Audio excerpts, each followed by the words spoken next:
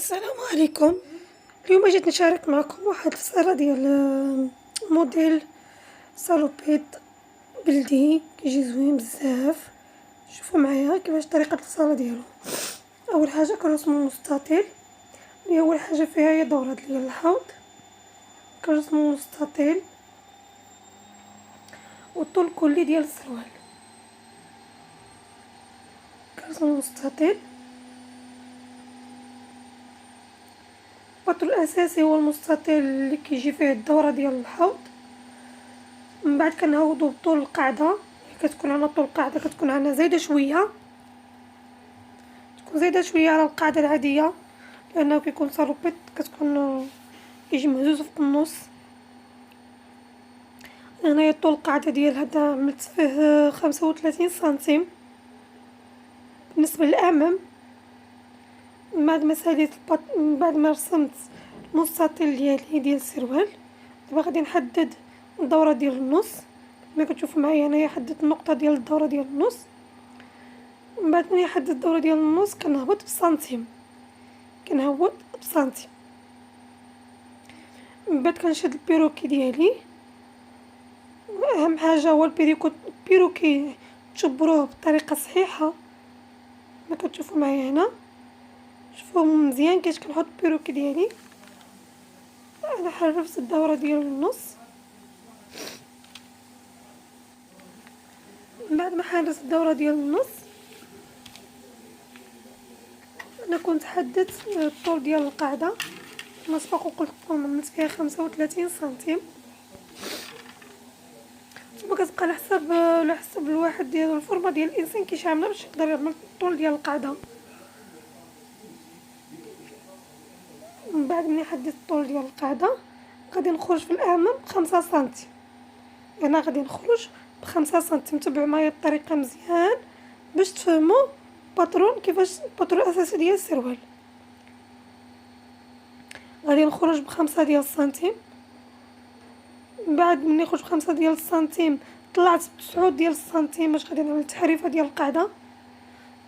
كيفاش باش كنحسب هاد 9 ديال السنتيم، غادي نقسم الطول ديال القاعده على 3 واللي يخرج لي هو غادي نطلع به باش غادي نهبط التحريفه ديال القاعده. انا كتبت هنا الدوره ديال النص، حددت الدوره ديال النص باش تتبعوا مزيان كيفاش هادي الوقت. هاد الخط هذا عندي ديال الخلف غادي نشرحه لكم. دابا غادي نحرف الجهه ديال الاوراق. بعد ندخل في ديك الدخله ديال النص غادي نحرف الى الطول ديال القاعده. شوفوا معايا هنا بعد ملي حرفتها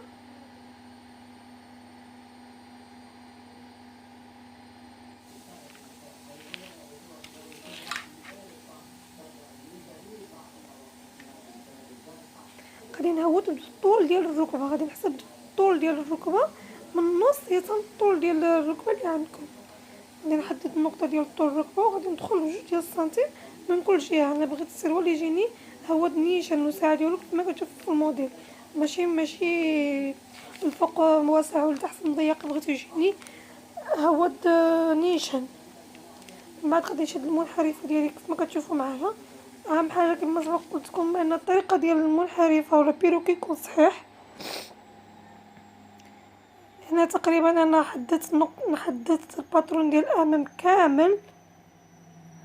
غادي نوريكم من كيتقطع. انا كنرسمكم في واحد المقياس صغير باش غادي تشوفوا من كيتقطع.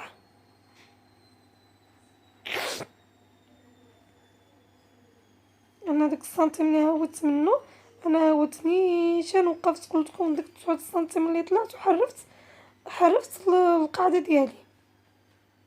خرجت بها ب5 ديال السنتيم. كنزيد نزيد نعاود نحرف باش تبان لكم اكثر. الباترون ديال الامام ديالي هو واجد كما كتشوفوا معايا هنا، حتى شي حاجه ما صعيبه. الا تبعتوا مرحله غادي تفهموا. دابا انايا في الباترون ديال الخلف غادي نخرج ب2 سنتيم. انا حددت 2 سنتيم وهنا غادي ندخل ب4 ديال السنتيم. شوفوا معايا مزيان، ندخل ب4 ديال السنتيم من الجهه ديال القاعده. من بعد غادي نطلع ب3 ديال السنتيم من ديك 4 سنتيم اللي دخلت.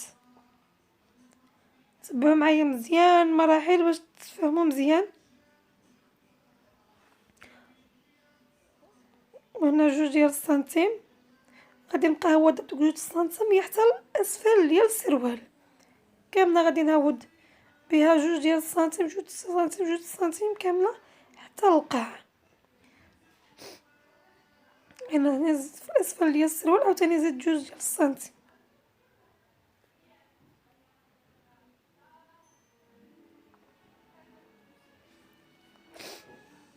طريقه سهله صراحه، ماشي شي حاجه صعيبه.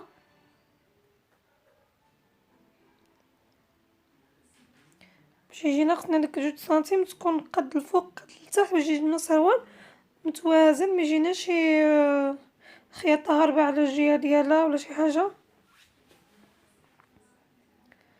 دابا هنا غادي نعاود نخرج، بعد ما نخرج في الطول ديال في القاعده ديال الامام 5 سنتيم، في الخلف غادي نزيد 4 سنتيم اخرى.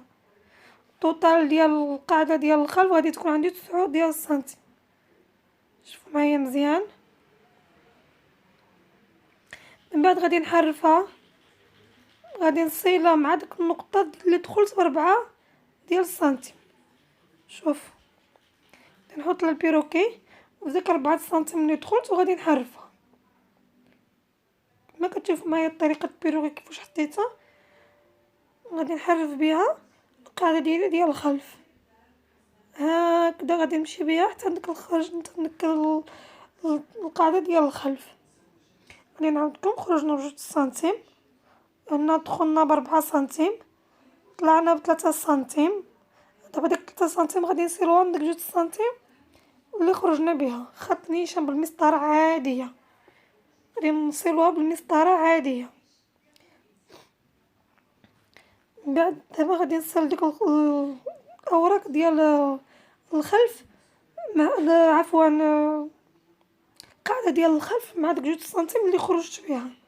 كيف ما خرجت لي في الجهه ديال اليمنيه غادي نخرج في الجهه ديال اليسرى ديال الركبه هكذا. غادي نصيلها حتى عند 2 سنتيم اللي خرجت بها. من بعد غادي نهود 2 سنتيم كذلك حتى الاسفل ديال السروال من الجهه ديال القاعده. هكا كنكونوا سالينا الباترون ديالنا كامل. شوفوا معايا مزيان.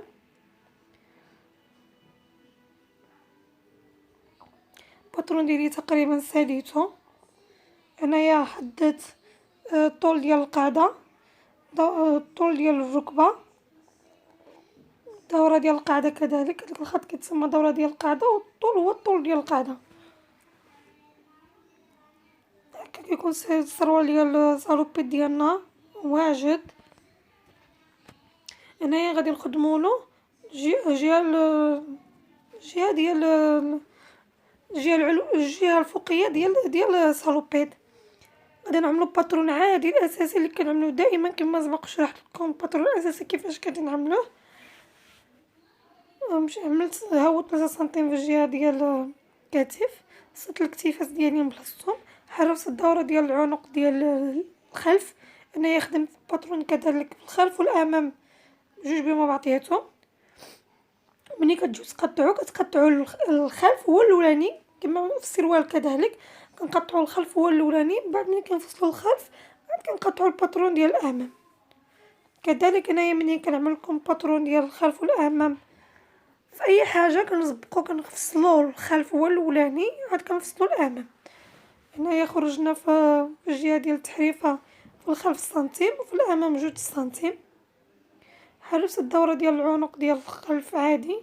الامام كما شفتوا معايا في الموديل عندي العنق في، كنصيروا خط نيشان في كما كتشوفوا معايا. كنحدد النقطه ديال فين بغيت العنق يكون عندي. انا عملت 12 سنتيم. ديك 12 سنتيم غادي نصيلها مع التحريفه ديالي نيشان. ما غادي نقوس ما حتى شي حاجه، غادي نجيب مسطره وغادي نوصل الخط نيشان حتى الجهه فين حددت يكون عندي فتحه ديال العنق. انايا غادي نهبط هنايا غادي نهبط الطول ديال النص زائد 3 سنتيم. هذه مهمه، علاش غادي نزيدو 3 سنتيم؟ باش يجينا داك النص متني، يعني يجينا الفوقيه متنيه على الجهه ديال السروال. من بعد غادي نفصل الباترون ديالي عادي ديال الامام.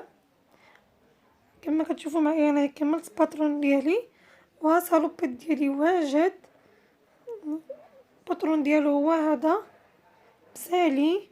كما كتشوفوا معايا الدوره ديال النص قد الدوره ديال النص ديال الامام، من غير دوك 2 سنتيم اللي خرجنا بها، لان دخلنا بالجهه الاخرى ديال الخلف ب4 سنتيم. هكا كنكونوا سلينا الباترون ديالنا. نتمنى تكونوا فهمتوا الدرس مزيان.